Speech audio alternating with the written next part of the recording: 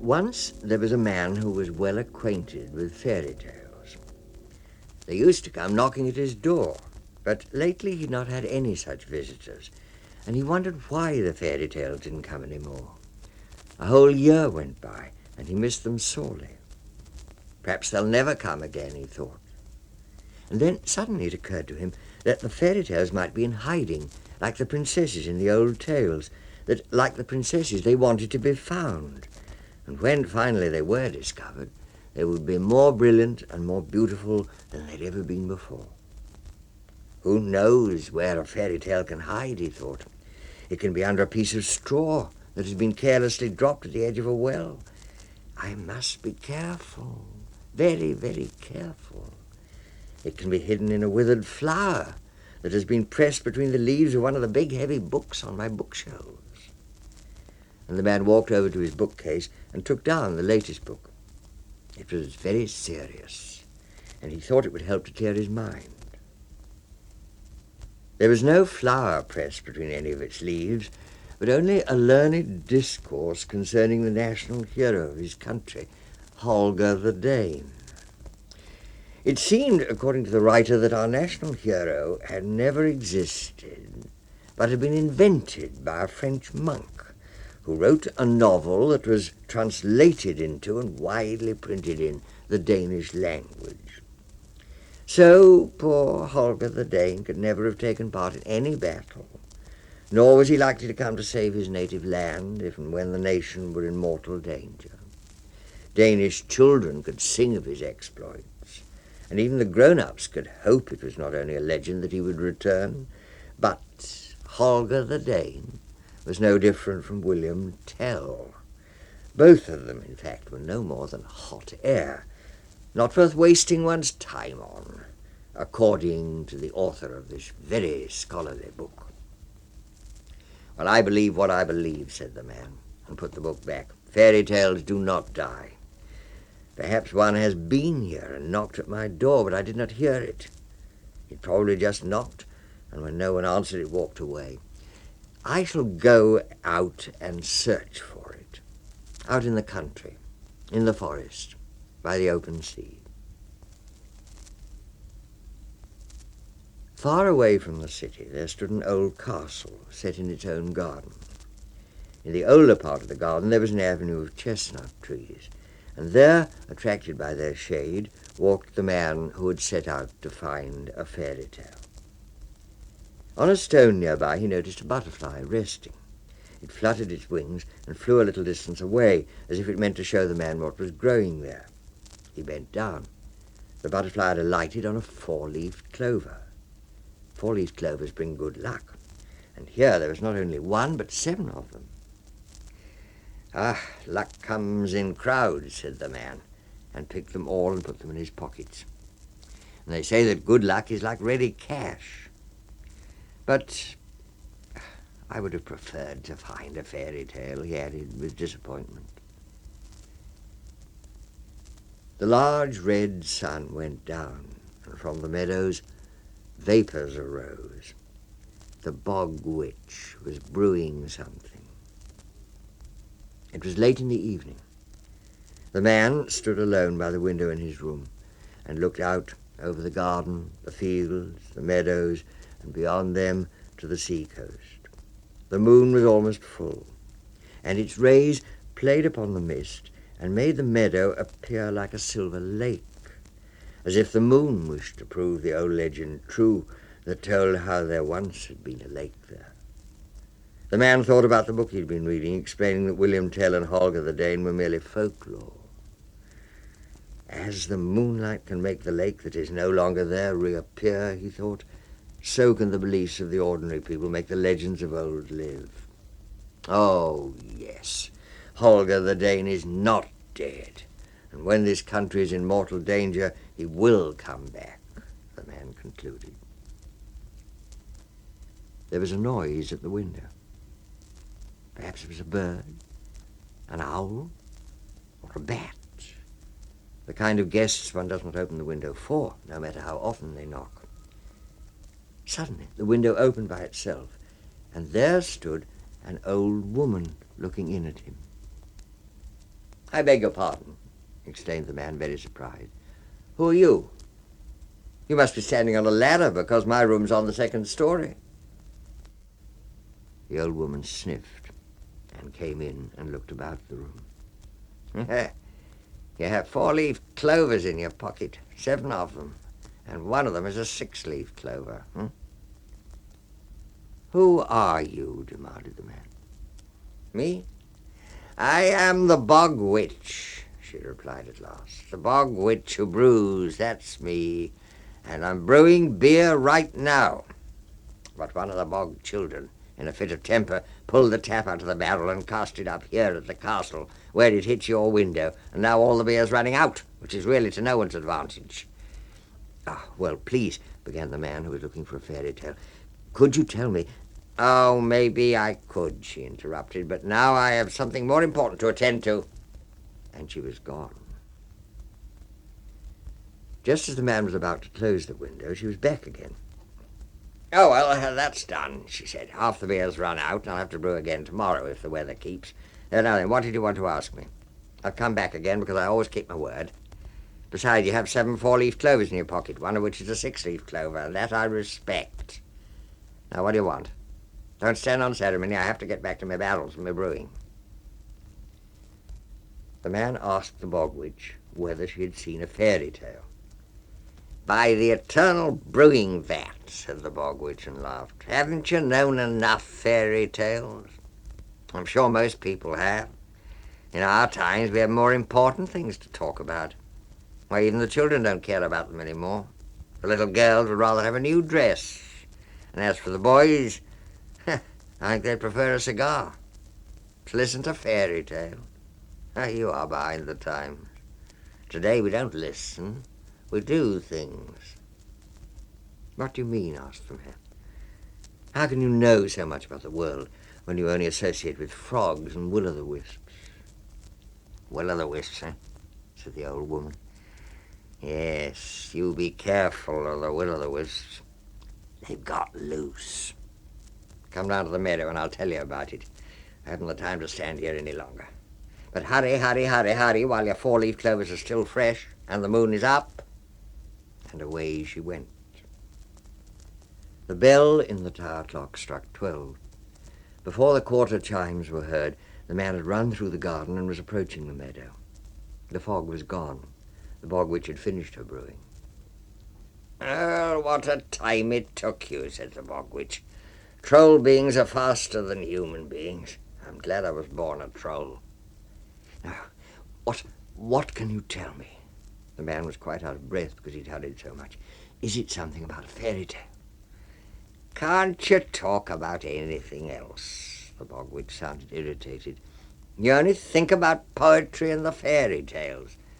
Poetry and the fairy tales are cut from the same cloth, and as far as I'm concerned, they can go and lie down wherever they please. All their work and all their talk, the same stuff can be brewed, both cheaper and faster than they do it. Look, I'll give you some for nothing. I have a chest full of bottled poetry.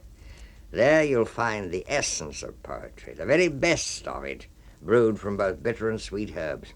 All the poetry that a man needs, and he can put a drop or two in his handkerchief for Sundays and holidays." "How amazing!" exclaimed the man. "You mean you actually have poetry in bottles?" "Oh, more than you could bear to sniff," answered the bog witch. "Have you heard the story about the girl who stepped on a loaf of bread to avoid getting her shoes dirty, eh? I believe someone wrote it down. It's since been printed." "I wrote it, as a matter of fact," said the man. "Oh, did you? Well, in that case you must be familiar with it. Now, do you remember what happened to the girl, how she sank down into the ground? Well, she landed right in my brewery, on the very day when the devil's great-grandmother was paying me a visit. 'Give me that creature who's just sunk down here as a memento,' begged the devil's great-grandmother, 'and I'll put her on a pedestal to remind me of my visit with you.' So I gave her the girl, And the devil's great-grandmother, in return, gave me a portable medicine chest. Not that I have any use for it, it's filled with poetry bottles.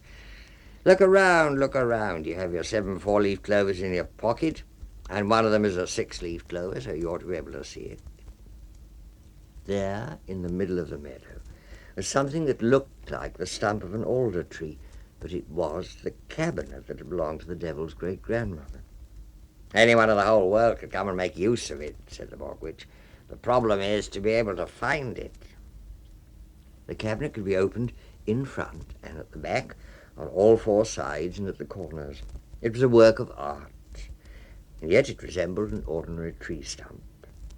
Poets from all over the world, but especially from Denmark, were to be found here in imitation. The best of their work had been selected, criticized, improved upon, and finally brought up to date. With great talent, that is the word generally used when one doesn't want to say genius, the devil's great-grandmother had taken from nature the smell or the taste that seemed most like this or that poet, added a bit of witchcraft to it, and presto, she had poetry in bottles, preserved for eternity. Let me have a look inside, begged the man. Oh, I have more important things than that to talk with you about, the Bog Witch insisted. Yes, but now that we're here, mumbled the man as he opened the chest. Oh, there are bottles of all different sizes, he said excitedly. Now, what's in this one, And in that? Oh, that one's called Aroma of May. Aroma of May. The Bog Witch stared at the small green bottle. Yeah, I haven't tried it, but they say that if you spill a little on the floor, where it falls a beautiful pond appears, the kind you find in the forest, in which water lilies and mint are growing. And a drop or 2 in a notebook, even one from the 1st grade, and you have a comedy of fragrance, strong enough to be produced, and long enough to make you fall asleep. I'm sure that it's meant as a compliment to me, that the label reads, brewed by the Bog Witch. Another bottle was called Scandal. It looked as if it contained only dirty water, and that was what was in it, but a powder of town gossip, made up of 2 grains of truth and 2 barrels of lies, had been added to make it fizz. There was also a bottle of devotional poetry, ready to be set to music, like the Psalms. And over there, there stood the bottle of all bottles, the largest of them all, and it took up half the space in the cabinet. It was filled with true-to-life, everyday stories. It had been doubly sealed with skin from both the hide and the bladder of a pig, because it lost its flavour so easily. From this bottle, every nation could make its own soup, all depending on how you turned and tipped the bottle. There was old German blood soup with robber dumplings, tasteless English governess soup, a French potage à la coque, made from the legs of a cock and sparrow's eggs. In Danish it is called can-can soup. There was also a soup for those who like high society, with counts and courtiers on the bottom of the plate, and a greasy glob of philosophy floating on top. Oh, there was an endless variety in that bottle, but the best soup of all was Copenhagen soup. At least that was what everybody in Denmark said. Tragedy had been put into champagne bottles, because it must begin with a bang. Like comedy was nothing but a bottle full of sand to throw into the eyes of the audience. There were also bottles of the more vulgar kind of comedy, but they were empty. The man looked thoughtfully at all the bottles, but the Bog Witch had no patience with them. She had more important matters to think about. Oh, you've looked long enough at that junk shop, she said. Now you know what's to be found there, but what it is really important for you to know, I haven't told you yet. The will-o'-the-wisps are in town. And some people who have more sense in their legs than in their heads have already fallen into the bog chasing them. This is more important than talking about poetry or fairy tales. Maybe I should keep quiet about it, but something, I don't know what it is, but maybe fate, bids me speak. It's stuck in my throat and has to come out. The will-o'-the-wisps are in town. They're on the loose. Beware, all human beings. I don't understand a word you're saying, said the man, who looked as confused as he was. Well, make yourself comfortable. Sit down on the cabinet, but be careful not to fall in and break the bottles. After all, you know what's inside them. Now, listen and attend. Yesterday, a great event took place up in the swamp. A will-o'-the-wisp was born. That is, 12 will-o'-the-wisps were born, for that is the number there is in a litter. And it was a very special event, for these will-o'-the-wisps, if they want to, can change themselves into human beings and live and rule among you as if they'd been born of women. Oh, it caused great excitement.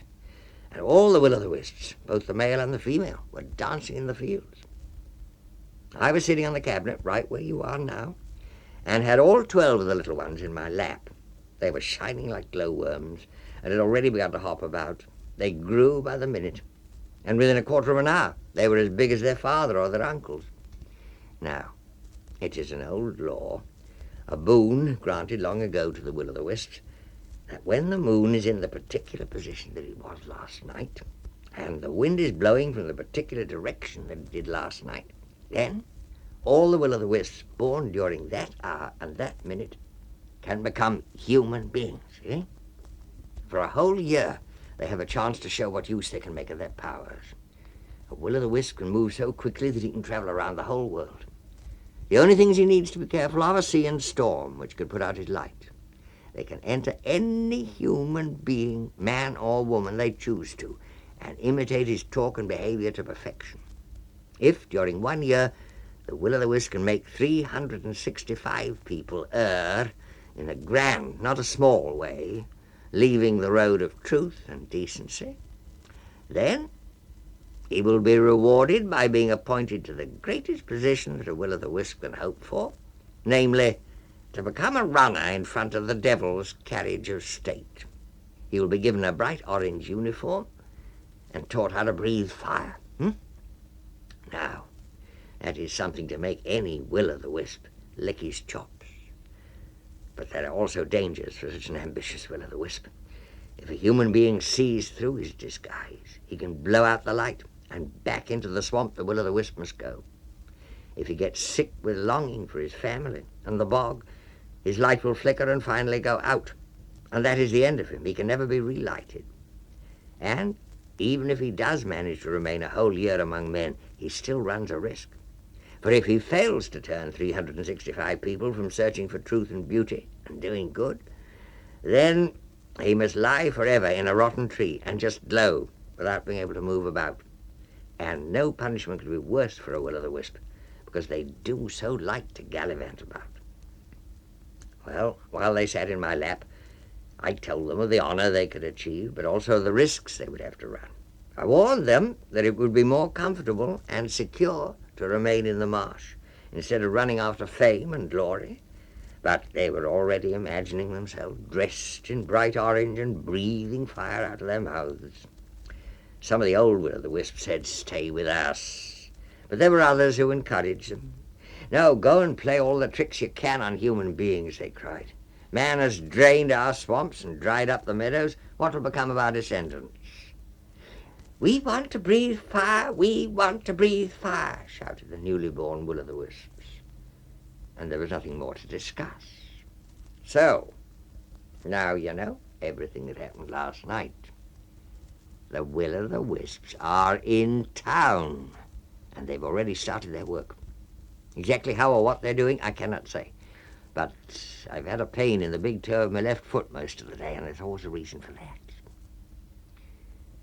"What a fairy tale!" exclaimed the man, who had not said a word while the bog witch was talking, but who had felt like interrupting a couple of times. No, it's only the beginning of the adventure," the bog witch corrected him. "Do you know what shapes the will-o'-the-wisps have taken, or whose bodies they may enter in order to lead the poor human creatures astray? It is a whole novel about will-o'-the-wisps, and in 12 volumes, one for each will-o'-the-wisp, or better still, a musical comedy," the man said excitedly. "Well, why don't you write it?" the bog witch asked. A moment later she added, "But maybe you shouldn't." It's a great deal easier and pleasanter not to," sighed the man. "If I write anything, then I should be at the mercy of the newspapers, and that is as horrible for an author as it is for a will-o'-the-wisp to lie on a rotten tree stump and glow without being able to move or say a word. Well, that's for you to decide, said the Bog Witch. Let those write who can, and those who can't, they can write too. They need only come to me, and I'll let them take anything they want from the cabinet filled with bottled poetry. But as for you, my good man, it seems to me that you've had enough ink on your fingers already. You've reached an age when you ought to be old enough not to chase fairy tales. Have you understood my tale, eh? Do you realize what is going on? I know that the will-o'-the-wisps are in town. You told me so. I've heard it, and what is more, I've understood what it means, the man replied sadly. But what do you want me to do? I mean, if I start saying that certain honourable men are only will-o'-the-wisps in disguise, I'll be stoned. Yes, they can wear skirts as well, said the Bog Witch, looking at him thoughtfully. They can enter a woman, too.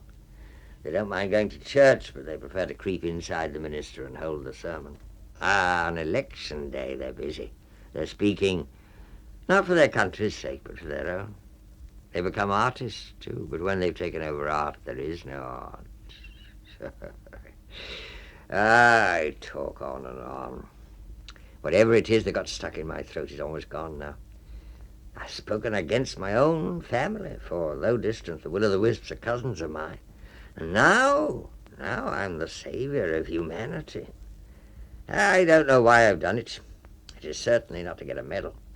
It's the maddest thing I could do, to tell everything to a poet. And now the whole town will know about it. But no one will care, said the man. Not one person will pay any attention to anything I say. They will all believe that I am telling a fairy tale when I say, beware, beware. The will-o'-the-wisps are in town, said the Bog Witch.